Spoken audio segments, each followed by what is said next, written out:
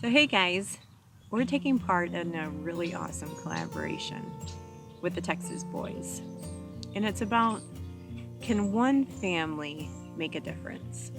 And we thought about that, and I think the answer is absolutely yes. One person can make a difference in the world.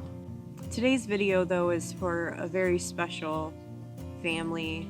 When I thought about can one family make a difference, and the influence we can all have can be significant. You can say something and speak words into somebody's life that will make them think about things so completely differently than they've ever thought about them before. The words that we use can literally sometimes alter the course of somebody's life. The actions that we take in the lives of those that are around us, or the lives of those that are just watching from the outside, can make somebody's path go a completely different direction in life. So we just wanted to take the time, take part in this collaboration, and share with you how one family can literally make a difference.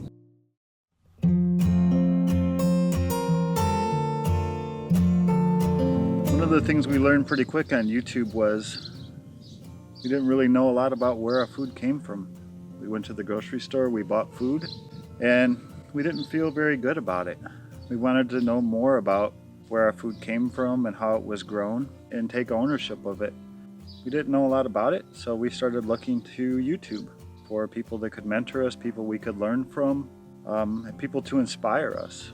So today this video is us saying thank you. So Justin and Rebekah, this is for you.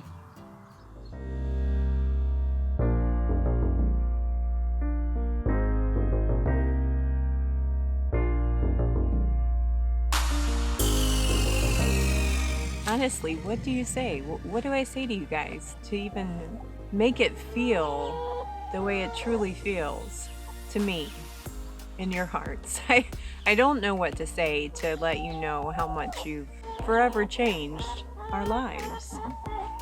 And maybe you can hear them. They'll tell you.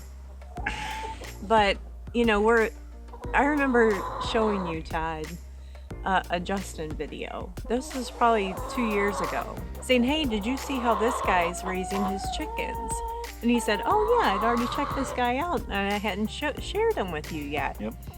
And your presence was infectious. This guy's so happy about raising chickens. And he's telling everyone we can do it. And don't you know, I mean, of course, we at the time were in a suburban home, and we lived the ultra suburban life. We had a small backyard with a big above ground pool in it. We ripped that pool out. Yeah. So we could put a garden in it. And it was no easy feat, but we were so serious, starting where we were and taking ownership of producing our own food. And so we started with a couple raised beds. Watching you, I knew I had to give this a shot again. I mean, this guy's having such great success, and his family's healthy. His kids are eating all these vegetables, and they have these nutritious meals all the time, and we're gonna do this. So we did that where we were.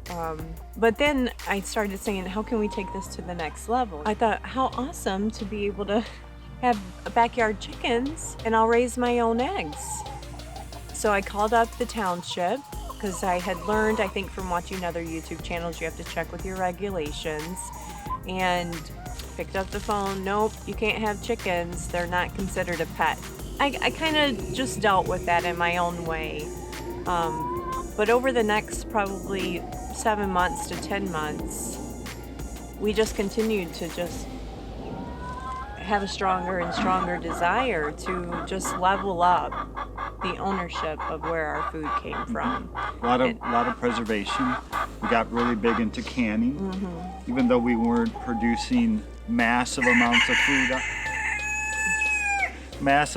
food on our own that we needed to preserve our food. We'd go get it. It was a skill that we wanted to learn. We would go to the farmer's market and buy extra tomatoes,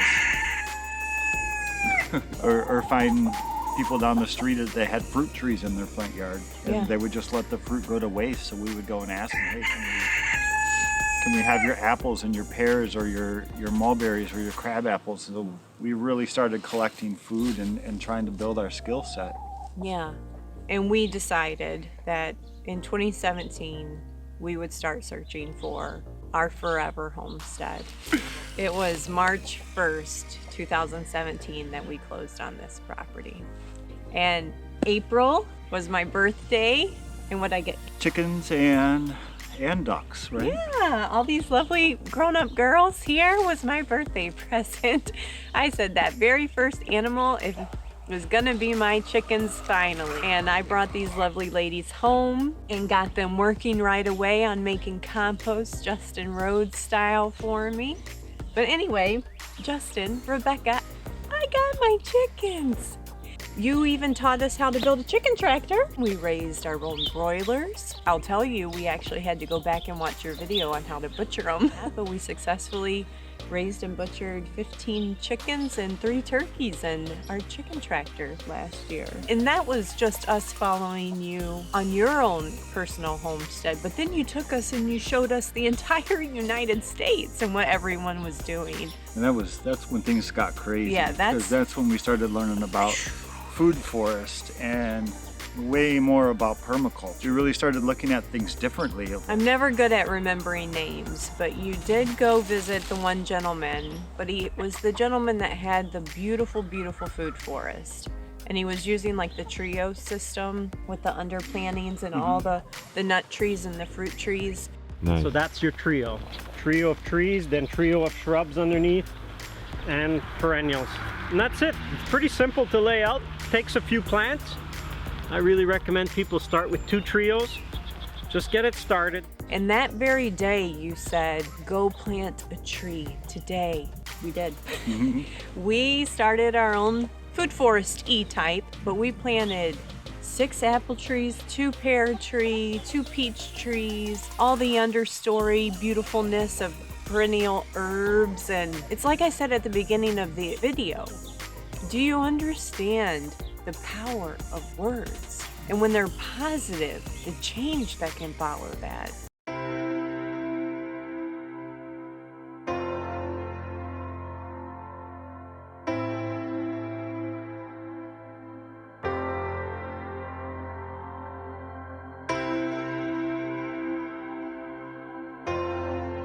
So we were fortunate enough to get to come meet you guys. I don't know if you remember, but it was at the Michigan meetup at Part-Time Permie's place. I got choked up. And it wasn't this I'm starstruck choked up. It was like today. And what do I possibly say to Justin and Rebekah to even mean anything? It meant that much to me to meet both of you. And I can't thank you enough for taking such significant time out of your lives to not only show us what was going on across the country, but to take time to meet us and to hear about what we're doing, as insignificant as it could seem to some of us. We know that we have the opportunity to now keep the influential movement going. I don't remember exactly which video it was. You talked about where do you go from here? I'm going to leave. I'm going to go on to the next farm. I'm going to continue the Great American Farm Tour. But you challenge the people there to carry this on, to move it forward. Because Justin's going to leave. Justin's going to go off to the next farm. We're standing in someone's backyard in the middle of their field, and there's 50 of us, and we're all from the same state. We're all from the same area. We all have the same beliefs. We all have the same goals and desires. And you really challenged us to try to grab a piece of that and move it forward and keep it going. And we even carried it on so much more so that there's a group that organized a meetup last summer, called it the Michigan Homestead Hootenanny. Is that correct? Yeah, by the Pratt family homestead. But it was to carry on this continued community building. Yep, exactly. And we do plan on doing it again this summer. The Michigan homestead community is so vibrant. And yeah, I think that vibrancy and that community would have organically grown. But your launch of the Great American Farm Tour was a huge catalyst across the country Yeah, it was a good spark. to other organic movements that were already happening. We did it. You know, what you did didn't stop. Homestead communities right here in Michigan are growing exponentially.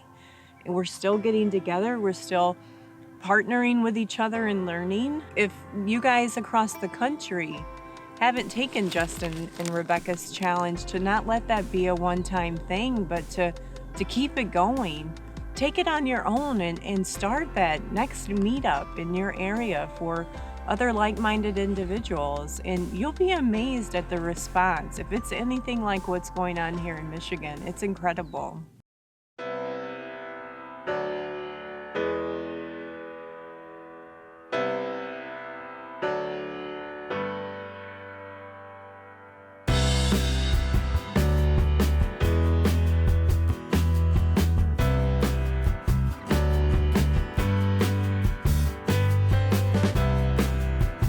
So one final thank you to Justin, Rebekah, all the Chidlers, and everybody who participated in the Great American Farm Tour. And we just want to remind everyone to go check out this awesome collaboration over at the Texas Boys channel. They're going to have a playlist of everybody doing their response to can one family make a difference. There's a lot of channels involved. It's going to be exciting. And if you haven't subscribed to Texas Boys, go subscribe to them. Wonderful family. And we were just more than blessed to be able to participate and take part today. Thanks, guys. See ya.